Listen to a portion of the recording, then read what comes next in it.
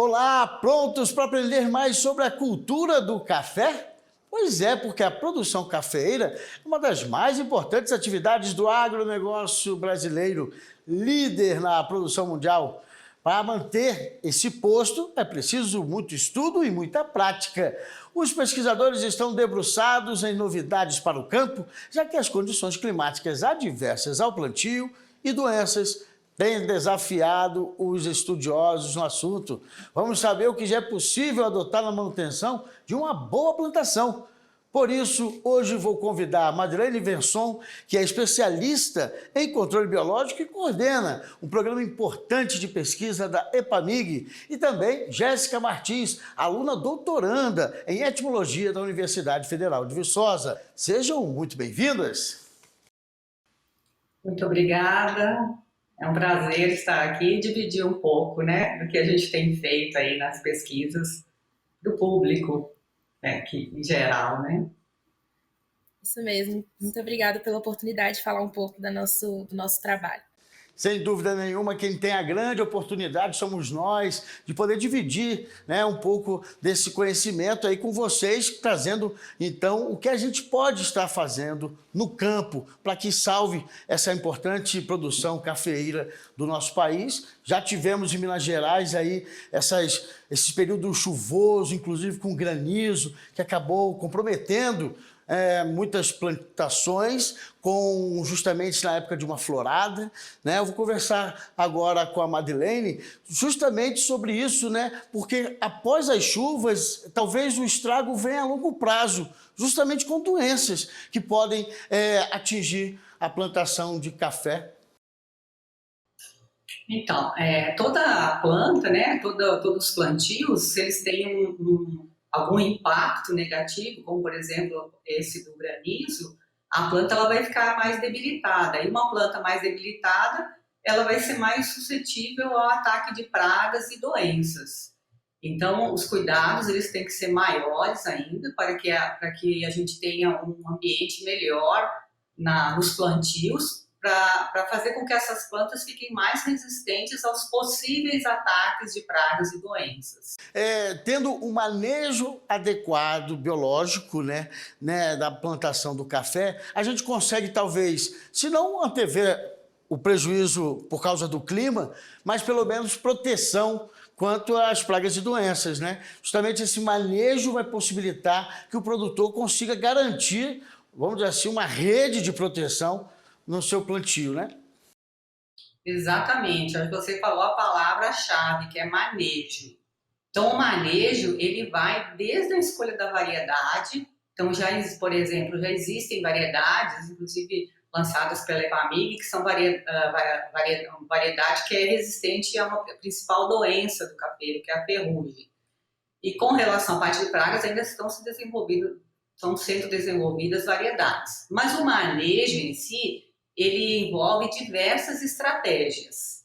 Então, o que a gente pesquisa, o que a gente leva, assim, de novo também ao produtor, é tudo que passou por um longo processo de pesquisa, que começou em laboratório, em casa de vegetação, depois passou para as fazendas experimentais da EPAMIG, depois para unidades demonstrativas nas fazendas dos produtores, até virar uma inovação, que é quando a tecnologia é adotada.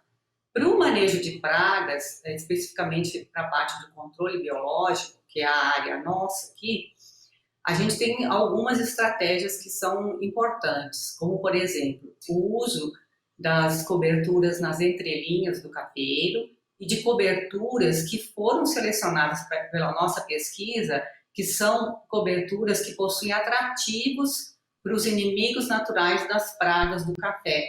Então, ao colocar as coberturas, as espécies corretas de coberturas verdes, além do benefício da adubação, da melhoria da fertilidade do solo, da cobertura do solo, a gente tem o controle biológico conservativo. Que é o que é esse controle biológico conservativo? É quando a gente aumenta as populações e mantém as populações de inimigos naturais nativos.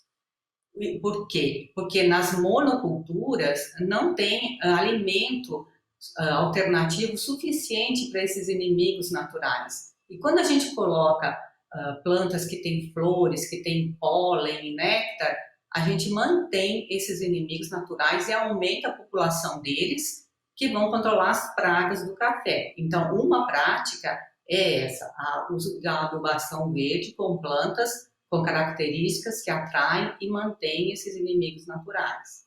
A outra, que a gente tem pesquisado muito, com resultados muito, muito bons, é a arborização. Essa arborização, ela não é feita com qualquer planta. A gente escolhe também plantas que produzam alimento para esses inimigos naturais. Então, eu posso citar como, por exemplo, plantas do gênero Ingá, que são árvores, plantas do gênero Sena, que é o comumente conhecido como fedegoso, e também a gente trabalha com arbustos. No momento, a gente tem resultados muito, muito bons com a erva baleeira, que é um arbusto também perene. Então, a gente modifica aquela paisagem, que era uma monocultura somente de café, com as ruas limpas, e a gente introduz diversidade. E essa diversidade traz biodiversidade. E essa biodiversidade que vai controlar as pragas do café. É isso, e a Jéssica justamente está ali mergulhada nos estudos, né, nas pesquisas, para justamente encontrar ali uma saída para o produtor de café no momento que se vê com a doença no seu plantio, mas pelo menos prevendo também que isso não aconteça e que o prejuízo seja menor, caso tenha alguma ocorrência. E, Jéssica, a escolha do café, desse tipo de cultura, tem muito a ver com a sua região, Minas Gerais, aí, porque vocês são líderes aí na produção. Isso também foi uma coisa que te chamou a atenção, esse caminho para a cultura cafeeira? Sim, com certeza, né? Nós estamos aqui mergulhados, como você disse mesmo, na produção cafeeira. E isso que a Madeleine falou é muito importante, né? Quando a gente pensa nessa diversificação das plantas que são inseridas ali dentro da cultura, né? Essas plantas que são multifuncionais. E uma coisa interessante, né, é que a gente pode falar também que essas plantas, além de fornecerem recursos para atrair inimigos naturais que vão ali favorecer o controle das pragas do café, nós também acabamos protegendo o nosso solo, né, contra diversos fatores externos, por essas plantas, né, de cobertura e por essas espécies, né, que foram faladas aí com questão à arborização. Então, o que a gente vê hoje, né, nos nossos estudos é que existe todo um complexo aí multifuncional que essas plantas acabam exercendo para ajudar no controle das pragas do café. E quando nós pensamos no nosso solo, né, que é tão importante para pensar na questão da cultura cafeeira, nós temos ali essa diversificação das plantas que vai favorecer principalmente os micro-organismos benéficos que estão ali no solo. Então, essas espécies mencionadas pela Madeleine, né, no caso o ingá, a erva baleeira, o fedegoso, elas favorecem a atividade de fungos benéficos, né, que são aqueles fungos entomopatogênicos que vão favorecer aí no controle das pragas da cultura.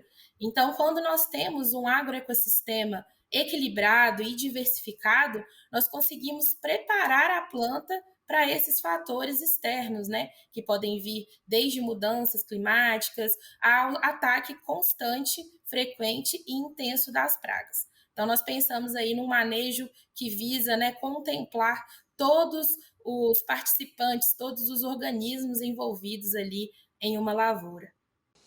Jéssica, eu disse lá no início, né, que é preciso, para manter essa cultura cafeeira em evidência, né, com grandes índices, grandes volumes de produção, é importante que o lado da pesquisa seja eficiente, mas também da prática, né, de ver como é que está lá em determinada propriedade o desenvolvimento do plantio, né, ou então os desafios, né, os obstáculos para que possa realmente haver o crescimento sadio dessa plantação. Agora, Jéssica, você saiu a campo, viu, lógico, muitas coisas boas, mas também outras bem ruins. Isso é que dá a experiência e dá o equilíbrio ali justamente na hora do aprendizado e na hora de executar o que aprendeu. O que você viu de mais, que mais chamou a atenção, por exemplo, que era necessário a gente estar reproduzindo aqui, para que o produtor preste atenção no tipo de solo, no tipo de plantação em volta, porque pode talvez contaminar esse crescimento do café. O que a gente pode trazer aqui de exemplos que o produtor cafeeiro tem que ficar atento? Pois bem, nas áreas experimentais que nós costumamos visitar, né, para ver essa questão do cultivo, o que nós observamos de relatos e dos produtores, né, é que essa inserção das plantas multifuncionais, que a Madeleine citou, essa diversificação do sistema, ele só tem trazido benefícios para esses produtores. Isso porque nós conseguimos ver que ao inserir essas plantas, né, diversificando o ambiente, nós estamos trazendo para ali inimigos naturais e fazendo com que eles permaneçam dentro da lavoura, que é o mais importante, né? Então, ao longo do cultivo, né, principalmente pelo café se tratar de uma cultura perene, é importante que a gente mantenha essas plantas ali para que elas favoreçam, né, a presença e a permanência desses inimigos naturais. E quando a gente conversa, né, com esses produtores, nós podemos ver vários pontos positivos que vão além aí da questão do controle das pragas pelos inimigos naturais, como também, por exemplo, o menor gasto com fertilizantes e condicionadores de solo, porque essas plantas, quando elas são inseridas ali, nós estamos favorecendo a presença e o equilíbrio de micro-organismos benéficos que vão atuar na melhor condição de desenvolvimento e desempenho das plantas. Então, assim, eu acredito que o ponto principal, né, a maior observação, a melhor observação, quando vamos a campo nesses cultivos, é ver como que a diversificação da paisagem ela está favorecendo o produtor financeiramente, mantendo o seu equilíbrio, né, do ecossistema ali ao redor, e isso faz com que a produtividade ela acabe sendo melhor também. E os custos de produção, né, relacionados a esse controle das pragas e da questão da fertilização e manutenção das características físicas e químicas do solo acabam sendo reduzidos por essa presença das plantas. É isso, Madeleine, olha só, eu creio que realmente aquela frase, né, um dito popular, vamos dizer que é melhor prevenir do que remediar, cabe muito bem nesse caso, né, porque justamente esse manejo preventivo, esse controle ali da plantação vai prevenir uma dor de cabeça maior, um prejuízo financeiro maior na hora de talvez ali tentar resgatar, salvar o plantio do café. É um procedimento que o produtor tem que agir com antecedência e talvez não saia tão caro se ele for feito com as etapas no momento certo, e sendo muito bem, vamos dizer assim, vigiado, vamos dizer assim, bem adotado conforme os estudos indicam, né? Com certeza. Isso também, que aproveitando também a fala da Jéssica, nas visitas que a gente tem feito nas unidades demonstrativas, nas fazendas dos produtores, a gente vê realmente os relatos que ela mencionou. E quando a gente tem um caso assim não bem sucedido, normalmente é porque a muda dessa planta, dessa árvore do ingá, do pedregoso, ela foi plantada muito tarde, fora do período das chuvas, e não foi cuidada. Então, realmente, precisa de um cuidado inicial. Depois que a planta ela é bem cuidada, essas árvores se desenvolvem e elas não precisam de mais cuidado. As coberturas, não. Anualmente, né, precisa semear até mais de uma vez pelo ano. Mas precisa desse cuidado inicial para o sistema começar a se equilibrar. Mas até ele atingir o equilíbrio, a gente tem outras estratégias, por isso que a gente fala que é o manejo.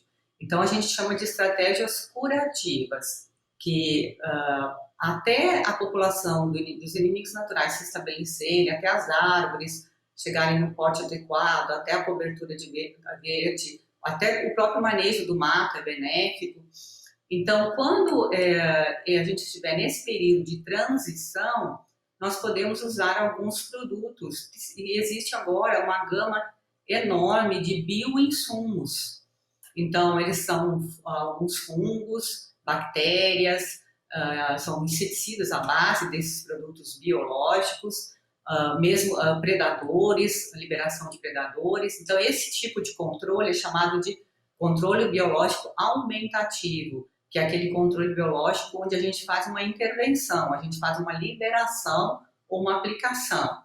Então, isso também é muito bem-vindo, né, na cafeicultura que a gente quer, porque é uma ferramenta até o sistema ficar equilibrado. E o que a gente espera é, com o tempo, a utilização até desses bioinsumos até ser menor. Mas no início, nesse período de transição, é uma ferramenta que deve ser utilizada.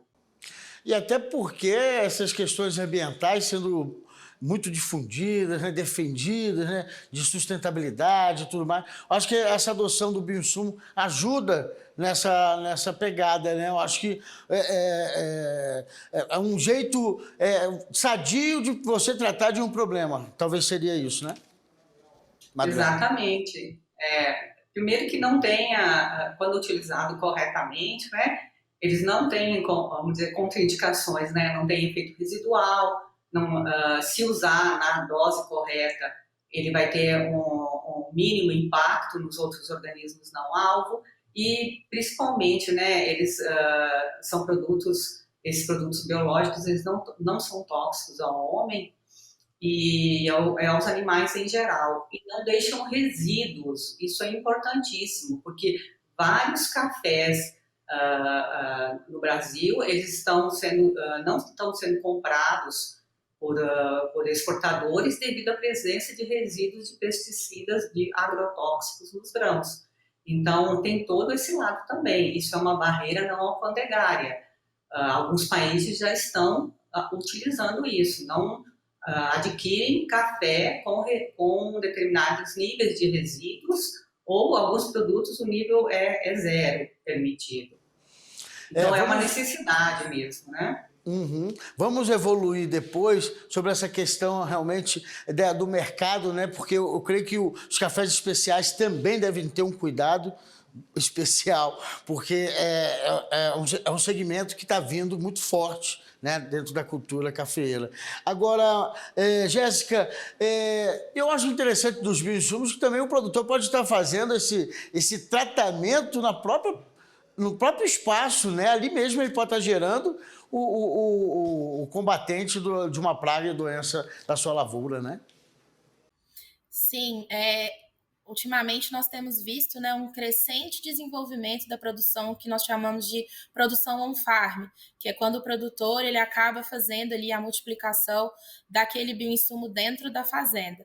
Porém, é muito importante, né, ressaltar que para que isso seja efetivo e seguro ambientalmente, também para a saúde humana, que essa produção on-farm ela precise ser bem estabelecida e bem controlada, né? Nós precisamos seguir ali parâmetros que são muito parecidos com o que a própria empresa pode estar fazendo, porque caso contrário, né, caso nós não tomemos cuidado o suficiente com essa produção na fazenda, nós podemos estar desenvolvendo ali organismos não desejáveis juntamente com aqueles que seriam utilizados, né, no controle de pragas e doenças e acabar colocando em risco aí toda essa tecnologia que passa por muito tempo antes de ser disponibilizada. Então, nós precisamos ficar atentos aí com essas questões regulamentares, né, do que precisa ser feito, de quais os parâmetros, principalmente para evitar contaminações cruzadas nesse tipo de produção. Então, ela precisa ser bem planejada, bem pensada, bem assessorada, para que um micro-organismo de interesse ele seja o alvo de produção, né? E para que esses outros organismos que eventualmente venham a contaminar aquele tipo de produção, eles não sejam espalhados e pulverizados na fazenda, porque isso pode acabar colocando em risco quem está realizando ali aquele tipo de pulverização e, de repente, criar até um tipo de residual que, quando você obtém esse produto que é registrado e certificado, não ofereceria. Interessante você trazer esse alerta realmente, porque aqui no Distrito Federal é uma região aqui muito importante do Cinturão Verde, do DF, teve uma fiscalização, foi necessário que os agentes agropecuários fossem a várias propriedades, porque o manejo errado, a fabricação errada desse bioinsumo estava comprometendo até o solo, lençol freático, devido a justamente uma área não própria, que está isolada, né? Tem todo um preparo para que realmente essa contaminação não coloque em risco o solo e também, porventura, até o lençol freático. É por isso que é importante o produtor buscar orientações dos órgãos agropecuários do seu estado. As faculdades, as universidades estão também sempre à disposição com os alunos, né? Até a título de uma experiência acadêmica sendo colocada em prática. É importante a gente estar ressaltando isso mesmo, né, Jéssica? Sim, é importantíssimo, porque quando nós falamos, né, de bioinsumos que são comercializados aí, não só na cultura do café, né, mas de maneira geral, é importante saber que existe um trabalho muito bem regulamentado e bem suportado antes que esse produto ele vá para comercialização, né? Então, quando a gente fala dessa produção on-farm, tem que pensar muito bem, né, antes, durante e depois do processo de fermentação, por exemplo, ali na fazenda, para que essa tecnologia ela não seja colocada em risco e para que o bioinsumo em si ele não seja visto com maus olhos, né, justamente em virtude dessa produção desregulamentada. Existem diversos trabalhos publicados, né, na atualidade, de diversos pesquisadores que mostram, né, quais são aqueles micro-organismos oportunistas que eventualmente estão sendo ali cultivados junto com esses micro-organismos de interesse. Então, é muito fácil você perder a mão, né, nessa questão de multiplicação on-farm, às vezes deixar algum parâmetro ali que dentro de uma empresa seria bem regulamentado. Então, isso é muito importante ser discutido, é muito importante ser colocado em pauta, né, para que não se tenha aí essa perda de tecnologia e também para que outros prejuízos possam ser atingidos, né, como você falou, com questão de contaminação de solo, de lençol freático, do manipulador que vai estar pulverizando aquilo na lavoura e, eventualmente, do consumidor que vai estar adquirindo um produto a partir desse tipo de pulverização. É isso, vale o alerta, viu, produtor? Agora é o seguinte, Madeleine, a gente estava falando sobre a questão da qualidade, né? Eu acho que é importante, porque o cafeicultor pode cuidar de várias coisas do seu plantio, mas se ele não tratar direito, vai impactar diretamente na textura do grão, na qualidade, no cheiro. É por aí, se o produtor não se atentar lá no plantio, ele também pode ter um reconhecimento ruim ali depois, negativo, do produto, do grão. Exatamente, o café que a gente bebe, né, é o produto final, mas ele vem de uma longa etapa, né, do plantio ali, de todas as práticas utilizadas. E interessante que assim esses mercados de cafés especiais cada vez aumentam, mas nos últimos anos, principalmente nos últimos 2 anos, foram feitas pesquisas, até publicadas internacionalmente, que o consumidor de café a nível internacional, essa pesquisa, ele não, agora, atualmente, ele não prioriza, além de ele priorizar a qualidade do café, ele prioriza a sustentabilidade. Então, quando o consumidor vai para comprar um café, ele olha também como esse café foi produzido, e como foram as relações, como foram as relações de trabalho envolvidas e também a parte ambiental. Então, se alguns anos atrás era só a qualidade de bebida, hoje o que se tem percebido e é comprovado por pesquisas internacionais é que, além da qualidade, a sustentabilidade, o que vem de encontro a todas as técnicas que a gente mencionou, de controle biológico, de manejo de paisagem, de uso de bioinsumos, mas tudo de acordo com a recomendação técnica. Então, é muito importante seguir as recomendações, procurar ajuda, ou procurar os técnicos responsáveis e seguir de acordo com o que foi feito e provado pela ciência.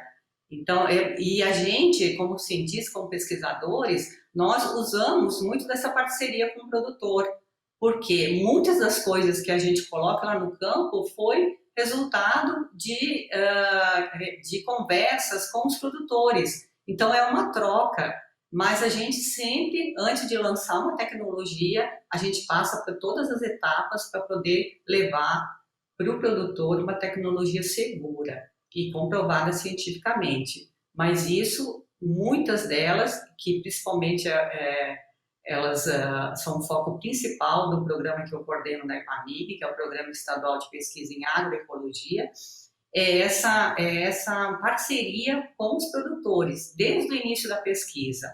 Então, eu acho que é por isso que a gente também tem tanto sucesso na adoção dessas técnicas, essa parceria. Tá aí. E Jéssica, fala só um pouquinho sobre, já que estamos perto do fim do programa, como é que foi esse simpósio? Foi uma troca aí de análises, de estudos, né? Afinal de contas, vocês todos ali reunidos estavam com um foco direcionado ao controle biológico do café e eu acho que sempre surge uma novidade ou outra vindo de uma outra equipe, de outra instituição, mas foi um simpósio agradável e eu acho que trazendo retornos aí para o futuro. Com certeza, né? Foi um simpósio totalmente voltado para essa parte de manejo biológico da cultura do café. E o legal foi que nós pudemos, né, nesse caso, trocar experiências com produtores, com profissionais de empresas, com pesquisadores e nos mantermos atualizados, né, sobre quais são as novas estratégias que estão sendo adotadas no manejo da cultura.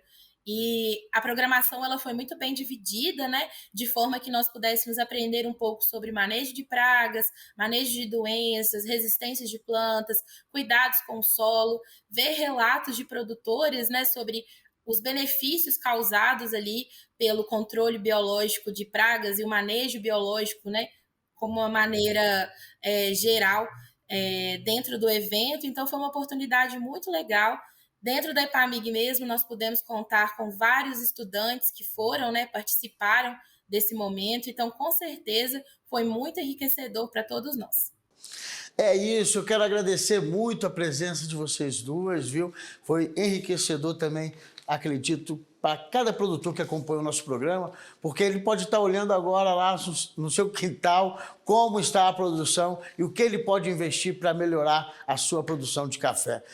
Agradecido demais a Madeleine Venson, que é especialista em controle biológico, né, e está também coordenando o Programa Estadual de Pesquisa em Agroecologia da EPAMIG. E quero agradecer também a Jéssica Martins, aluna de doutorado em Etimologia da Universidade Federal de Viçosa. Muito obrigado pela participação. Muito obrigada. Obrigada. É isso, você gostou, né? Quer indicar para algum conhecido? Basta acessar nossas redes sociais. Então não perca também o próximo programa, o próximo Brasil Café.